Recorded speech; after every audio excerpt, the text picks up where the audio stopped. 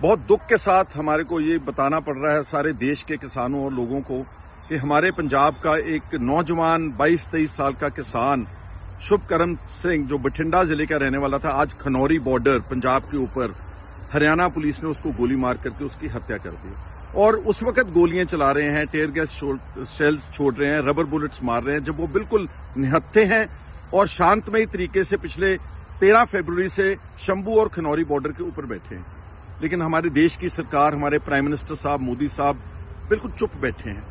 उनके ऊपर उल्टा एक बैरिकेडिंग करके एक अलग बॉर्डर बना के अपने ही देश के किसानों को दिल्ली की तरफ आने से जो रोका जा रहा है, ये बहुत बुरी बात। और इससे पहले हरियाणा पुलिस ने पंजाब की टेरिटरी के अंदर घुस के ड्रोन्स के जरिए हमारे 200-250 किसानों को बहुत बुरी तरह से इंजर किया है। बहुत ज्यादा उनके चोटें लगी हैं, उनकी मेडिकल रिपोर्ट्स हैं, लेकिन कोई कार्रवाई नहीं हो रही। और वो क्या मांग रहे हैं?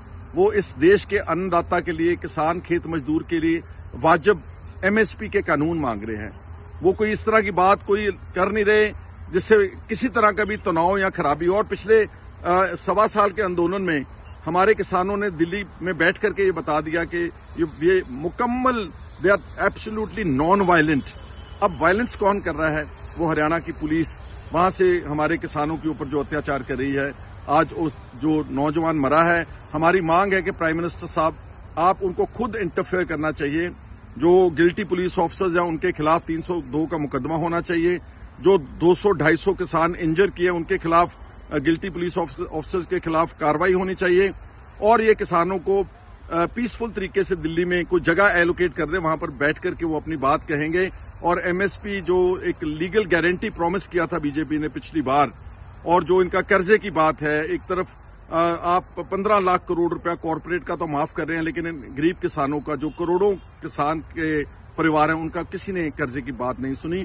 याद रहे कि यही किसान जो हैं, इनके ही बच्चे बॉर्डर्स के ऊपर चाइना के खिलाफ, पाकिस्तान के खिलाफ लड़ते हैं, मरते हैं। मैंने कभी नहीं देखा कि किसी बीजेपी का लीडर इस देश के लिए लड़ता हुआ उसकी कोई शहादत हुई हो।